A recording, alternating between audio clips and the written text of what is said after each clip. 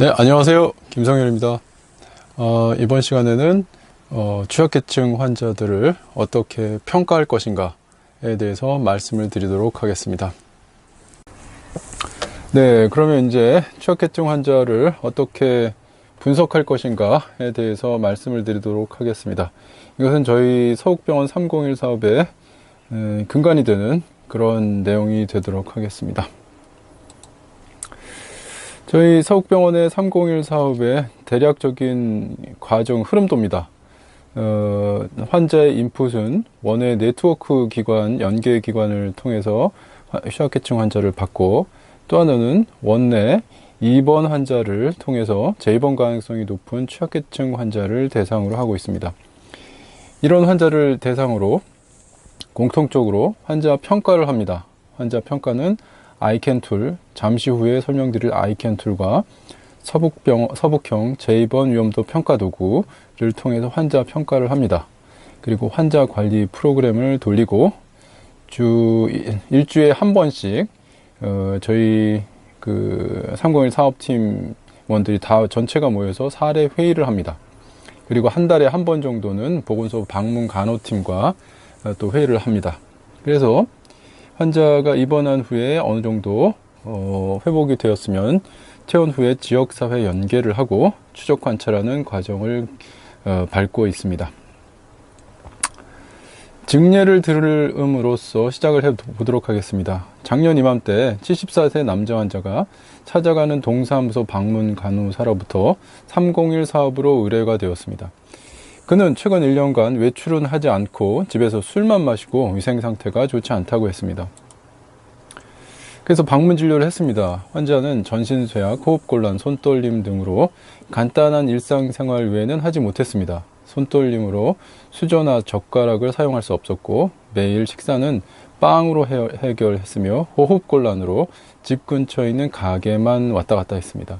집안 위생 상태는 매우 불량했습니다. 그래서 환자를 입원시켜서 치료를 했습니다. 약물 치료하고 영양 보충을 통해서 환자의 신체 상태를 증가시켰습니다. 그래서 퇴원을 했습니다. 퇴원을 했는데 외래 방문을 약속한 그 시간에 환자가 오지 않았습니다. 그 이후로 환자가 오래 지나서 외래를 왔는데 환자 상태는 처음처럼 전신 쇠약이 심해지고 호흡곤란, 손떨림 등으로 간단한 일상생활 외에는 하지 못했습니다. 그 이후로 이 환자는 입퇴원을 반복하였습니다. 이와 같은 예에서 볼 수 있는 바와 같이 301 사업에 접수된 환자는 지속적인 관리가 필요합니다. 그리고 301 사업에 의한 1차적인 중재 후에도 환자의 상태는 만성화되는 경향이 많았습니다. 그 다음에 또 예를 들어서 또 설명을 해보도록 하겠습니다.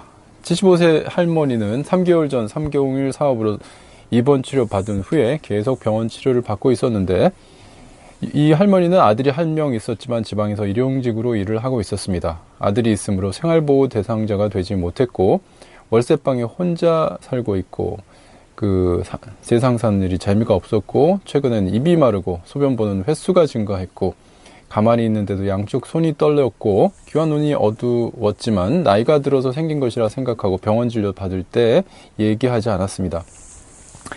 이번 달 진료를 받을 때 혈당을 재어보니 아침을 먹지 않은 공복 상태였는데 350이 나왔습니다. 상당히 높은 거죠.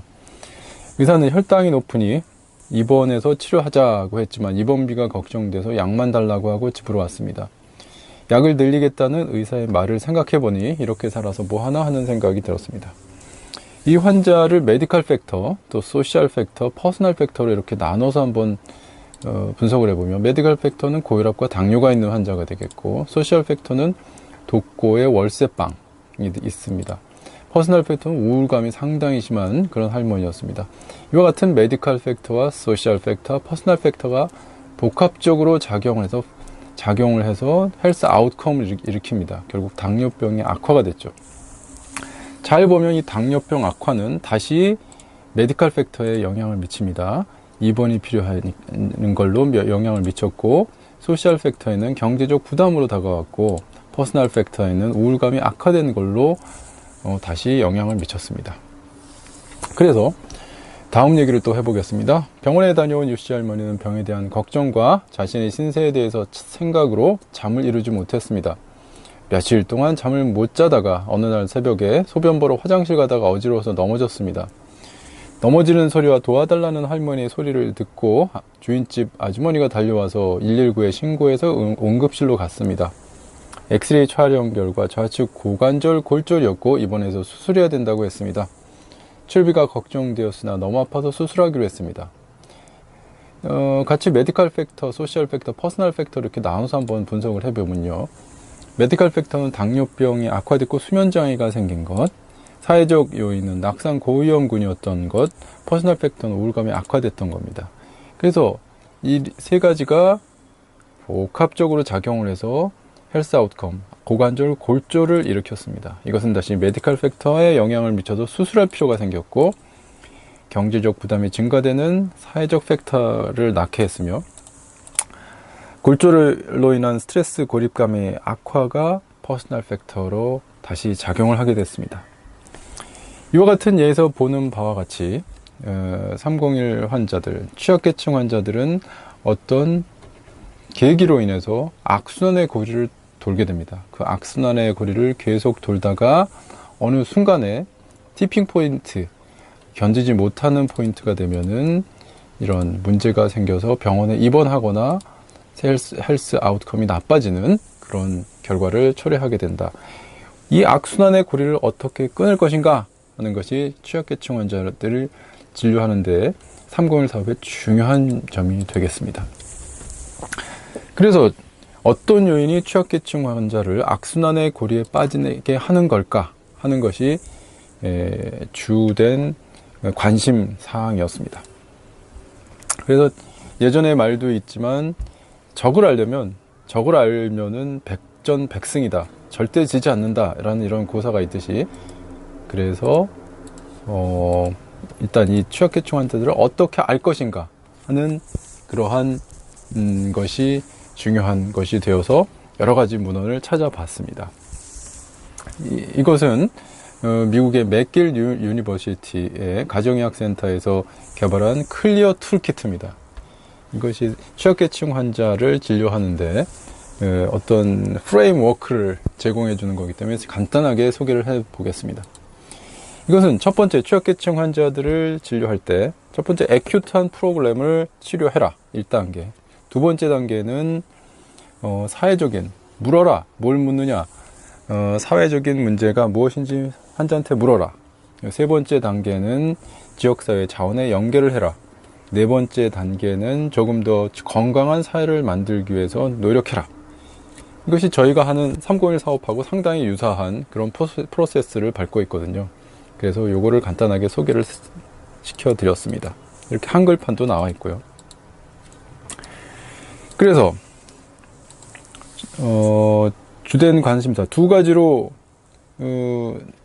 관심을 가져봤습니다. 취약계층 환자를 어떻게 분석할 것인가, 그리고 이 환자들을 지역사회에 연계해서 어떻게 사례 관리를 해 나갈 것인가 하는 것이 저희들의 주된 관심사였습니다.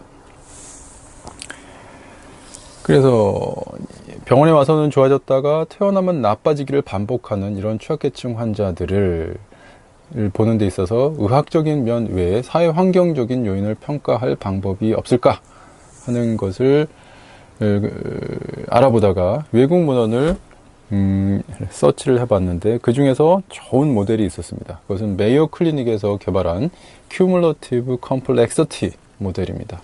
이 모델은 환자의 헬스 비헤이버를 워크로드와 캐패시티로 분석을 합니다.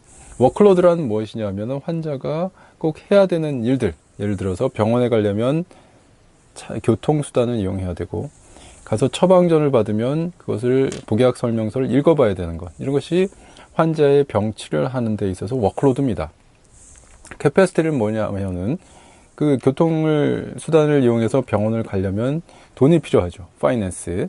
이것이 캐패시티가 되겠고, 또 복약 설명서를 읽어보려면은 글자를 알아야 되겠죠. 이런 것이 그 환자의 캐패시티가 되겠습니다.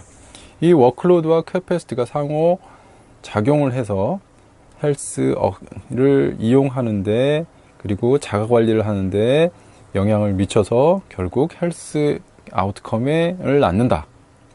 이 헬스 아웃컴은 다시 역으로 워크로드와 캐패시티에 영향을 미친다는 것이 큐뮬러티브 컴플렉시티 모델입니다. 만약에 환자의 워크로드가 캐패시티보다 더 많다면은 이 그림과 같이 아주 힘들어지겠죠. 그래서 의료에 대한 접근성이 떨어지고 삶의 질이 저하되고 지속적인 치료가 불가능해지고 자가관리 능력이 파괴되고 건강관리가 악화되는 그런 결과를 초래하게 됩니다. 앞에서 말씀드린 이 요시 할머니를 둘러싼 여러 가지 이 요인들이 있는데 이것을 워크로드하고 캐패시티로 나눠서 분석을 하면은 좀 더 이 할머니에 대해서 더 정확하게 잘 알 수 있는 그런 기회를 제공하게 됩니다. 그래서 워크로드라는 것은 무엇이냐? 이 여러 가지 워크로드가 있습니다. 그런데 그 워크로드를 만성질환을 가진 환자일수록 그 워크로드가 더 많다. 그렇게 조사가 되어 있고 그 환자들은 병원에 와서 워크로드에 대해서 의사한테 얘기를 하지만 의사들은 그것에 대해서 관심을 잘 기울이지 않는다라는 연구가 여러 가지, 이것도 마찬가지고 여러 가지 연구가 되어 있습니다. 지금 보여드리는 것은 워크로드 도메인입니다. 트리트먼트 컨비니언스, 자가관리, 모니터링에 대한 워크로드, 다이어트 푸드, 기타 등등에 대한 워크로드가 있습니다. 여기 회색으로 써 있는 것은 워크로드도 되고 캐패시티도 되는 그러한 요인이 되겠습니다. 다이어트 푸드 같은 거는 잘 이용하면 캐패시티지만 이것이 부족하게 되면 워크로드가 되겠고 패밀리도 마찬가지, 이코노믹도 역시 마찬가지가 되겠습니다. 캐패시티라는 것은 아까 말씀드린 그런 것을 할 수 있는 능력을 말합니다. 캐패시티 도메인은 패밀리, 워크, 하우스, 파이낸스, 기타 등등이 캐패시티에 속하게 되겠습니다. 예, 좀 전에 증여로 된 요시 할머니를 분석해보면 이렇게 워크로드가 많고 캐패시티는 이렇게 적기 때문에 아주 힘든 그런 삶을 살아가고 있었습니다. 그래서 메이오 클리닉에서는 이런 워크로드와 캐패시티를 이용한 큐뮬러티브 컴플렉시티 모델을 간단하게 환자 평가할 수 있는 도구로 만들었습니다. 그것이 바로 여기 보이는 The Instrument for Patient Capacity Assessment, ICAN 툴이 되겠습니다. 이것이 보이는 ICAN 툴인데요. ICAN 툴은 두 장으로 되어 있습니다. 첫 번째 장은 환자한테 주관식으로 묻는 것, 두 번째 장은 객관식으로 환자가 작성하게 하는 것입니다. 환자한테 묻는 것은 이런 것을 묻습니다. 당신이 만약 여기에 없으면 무엇을 하고 있습니까? 이 질문을 함으로써 환자의 일상생활에 대해서 잘 알 수가 있습니다. 두 번째는 당신의 인생에 있어서 기쁨이 무엇입니까? 를 묻고, 세 번째는 오늘 당신이 마음에 두고 있는 것이 무엇일까요? 라고 묻습니다. 두 번째 장은 환자가 인터뷰를 기다리면서 개입하는데, 첫 번째 이쪽에 나와 있는 것이 환자의 워크로드 캐패시티에 대한 것입니다. 가족, 친구, 일, 집과 이웃, 재정적인 면 등등등등에 대해서 묻고 만족하는지 버든이 있는지 둘 중에 표시를 하고 두 개를 다 표시해도 됩니다. 가운데 쪽은 뭐냐 하면은 의사나 병원이 당신에게 하라고 하는 것이 무엇입니까? 라고 물어보는 것이 되겠습니다. 이것이 도움이 됩니까? 버든이 됩니까? 라고 체크를 하게 됩니다. 그래서 이렇게 물어보면 환자의 일상을 알아볼 수 있는 통찰을 제공해 줍니다. 그리고 환자의 문제가 어디쯤인지 알 수 있고, 그리고 두 번째, 당신의 기쁨이 뭐냐? 이런 질문에 즉각적인 대답을 하지 못하면 인생 목적을 찾지 못하고 있음을 알 수 있고, 쉽게 대답하는 환자의 경우는 건강 문제를 인생의 즐거움과 연관시키면 아주 좋습니다. 그리고 오늘 마음에 두고 있는 것이 무엇입니까? 라고 물어보는 것은 환자와의 면담 시점이 당면 과제에 초점을 맞출 수 있습니다. 그리고 환자가 현재 마음에 두고 있는 것이 오늘의 약속이 아닌 다른 이유가 있을 수도 있기 때문에 중요합니다. 그래서 이런 것을 해보면 여러 가지 장점이 많은데, 환자와의 대화를 부드럽게 풀어나갈 수 있고, 환자의 환경을 의료진과 환자가 토론할 수 있으며 워크로드와 커패시티를 분석하는 그런 모델을 기반으로 했고, 환자와 의사 그리고 다른 헬스케어 프로페셔널들을 위한 커뮤니케이션 툴로 사용할 수가 있게 됐습니다. 이런 식으로, 이건 동영상입니다. 이 사람이 의사고 이 사람이 환자입니다. 메이오 클리닉의 의사가 환자한테 Nice to meet you, Miss Han. I'm Dr. Bamer. Hello, Dr. Bamer. Nice to meet you. Nice to meet you. So this is our first visit together. I'd like to get to know a little bit about you. 네, 이런 식으로 환자와 의사가 면담을 하게 되겠습니다. 이것은 직접 제가 이제 환자를 인터뷰한 그런 내용이 되겠습니다. 아까 맨 처음에 손 떨리는 그 환자입니다. 이 환자는 이렇게 이제 가족관계에 대해서 기술하게 되고, 하루 일과를 물어봤더니 2년 전까지 기원에 나갔는데 술을 먹게 됐다. 혼자 먹는 주량이 증가해서 우울증에 빠지고, 손떨림이 있었는데 술 먹으면 호전됐기 때문에 계속 술을 먹게 됐다. 그래서 1년 동안 집에 있었는데 고독하고 술 먹게 되고, 술을 먹으니까 고독이 더 하게 되고, 이런 안 좋은 그런 비셔 사이클을 돌았다. 식사는 빵 2개를 하루 종일 먹었고 술이 국이고 물이었다. 손 떨려서 칼로 하는 주방일을 하지 못했다. 뭐 이런 얘기를 하고 있었습니다. 인생의 즐거움은 없었고 현재 마음에 두고 있는 일도 없었습니다. 그래서 워크로드 커패시티를 분석해 봤더니 거의 워크로드가 없었고, 커패시티가 없었고, 가장 장점은 이런 시각, 청각, 후각, 미각, 초각, 기억력, 식사 이런 것이 괜찮았다는 점입니다. 병원에서 하라고 하는 일은 다 알고 있습니다. 금주금연, 규칙적 생활, 운동, 약 잘 먹기, 기타 등등이 다 도움이 된다. 알고는 있는데 실천을 하는지는 잘 모르겠습니다. 이런 식으로 인터뷰를 하게 됩니다. 그래서 이 환자를 이렇게 분석해 봤더니 이게 워크로드였고, 이게 커패시티였고, 이쪽이 워크로드로 분석이 됐습니다. 그래서 큐뮬러티브 컴플렉시티 모델에 따라서 버든 오브 트리트먼트, 버든 오브 일리스로 이렇게 환자를 다시 분석을 해보면, 환자의 버든 오브 트리트먼트는 음주, 흡연, 고독, 경제적 괴핑, 영양결핍이었습니다. 버든 오브 일리스는 호흡곤란, 손떨림, 전신쇠약이었고, 이것이 삶의 질을 저하시켰고, 이것이 다시 네거티브 피드백이 걸려서 이런 것들을 다 악화시켰습니다. 그래서 입원을 해서 이런 나쁜 요인들을 다 제거를 하면은 음주, 흡연, 고독감, 영양결핍, 호흡곤란, 손떨림, 전신쇠약들을 치료를 함으로써 없애주면은 이 네거티브 피드백이 없어집니다. 그래서 환자의 상태는 호전되어서 퇴원을 했는데, 문제는 퇴원 후에도 계속 이런 상태를 유지할 수 있느냐, 유지할 수 있게 하는 것이 중요한 문제가 되겠습니다. 그래서 이런 식으로 의료적 측면뿐만 아니라 사회적 측면, 환자적 측면, 복지 서비스에 대한 측면까지 다 고려를 해서 알 수 있는 것이 아이캔툴에 의한 분석 방법입니다. 그래서 이 아이캔툴을 이용하면 환자의 워크로드를 떨어뜨려주는 쪽으로, 커패시티를 높여주는 쪽으로 사례 관리를 해 나갈 수가 있겠습니다. 네, 여기까지가 취약계층 환자들의 평가를 어떻게 할 것인가에 대해서 말씀을 드리겠습니다. 다음 시간에는 재입원에 대한, 그런 취약계층 환자의 재입원에 대한 말씀을 드리도록 하겠습니다.